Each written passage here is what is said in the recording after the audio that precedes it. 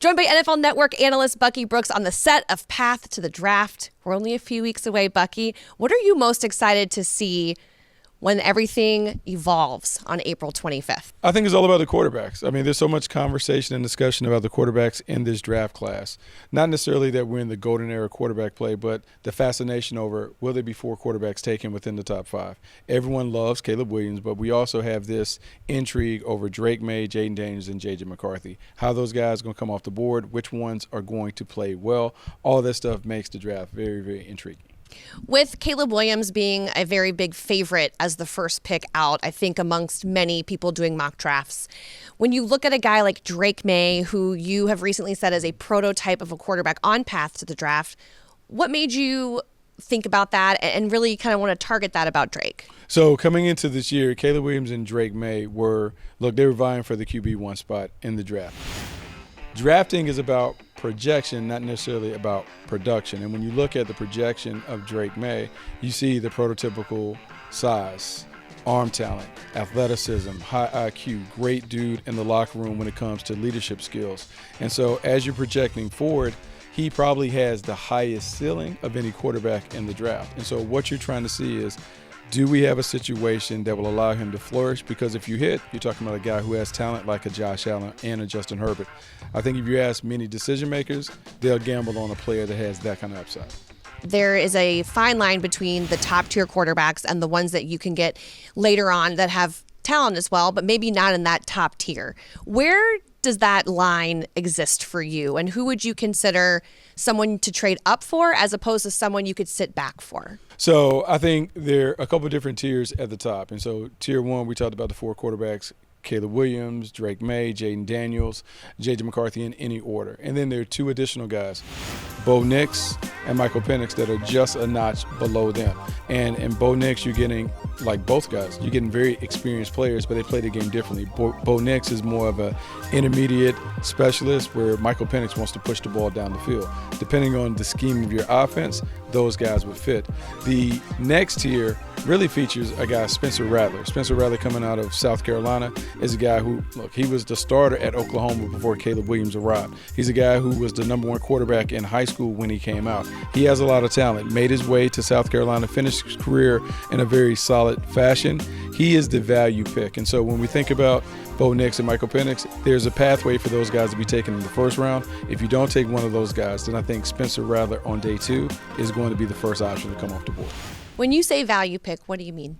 Well, I think with value pick, meaning I don't have to give up additional draft capital to move up and get them. I'm willing to sit and pick, and I feel good about what they could be in our system. A lot of it depends on, with all these quarterbacks, what environment are they going into? What kind of playmakers do you have around them? The pass protection, who's the play caller, and those things. In Minnesota, it's really set up where if you can find that superstar potential player, yes, that's great. But if you need someone that is more of a managerial type, you can get away with that in the short term. So a lot of it just depends on, as you're looking at the draft and you're evaluating the quarterback position versus other positions, who is the best pick for the team at that point.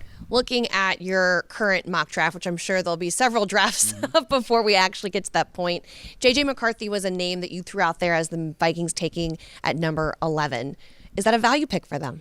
Yeah, I think so. There's been some conversation around J.J. McCarthy being a top 5 pick. And he may be a top 5 pick, but in terms of as a player, I don't think he would rank as a top 5 player in this draft if we took all the positions and those things. That said, he's really intriguing because he comes from a winning program, 27-1 at Michigan, great leadership ability, great intangibles. He's willing to kind of sacrifice his own individual success for the team.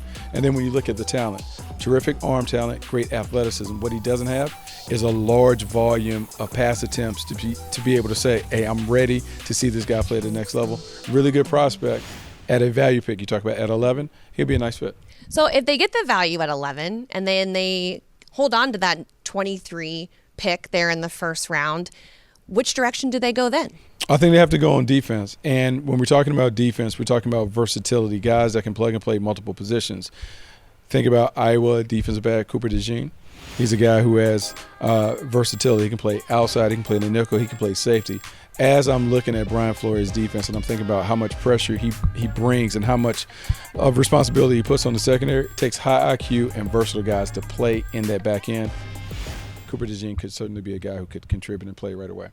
I'll wrap the interview up with this last question. I feel like personally I've been seeing all of these jockeying of quarterbacks at the top and not knowing where teams go and a lot of trade talks.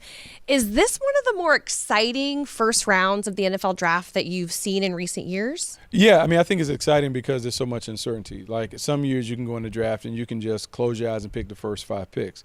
This draft is different because you have all the quarterbacks at the top, but you have a bunch of teams that need quarterbacks. So which teams are going to aggressively find a way to get in the top 5 so they can be in range to get a quarterback, and which teams are going to take these guys in order. I think the fascination comes from we have speculated for like most of the year there's going to be Caleb Williams and Drake May, but is Drake May really going to be number 2? That's why we have to tune in draft weekend to see who's going to be the second quarterback off the board. That's true. You'll tune in on April 25th. Bucky Brooks with Past the Draft. Make sure to watch his show on NFL Network or NFL.com to get ready for the big week. Yeah, should be fun.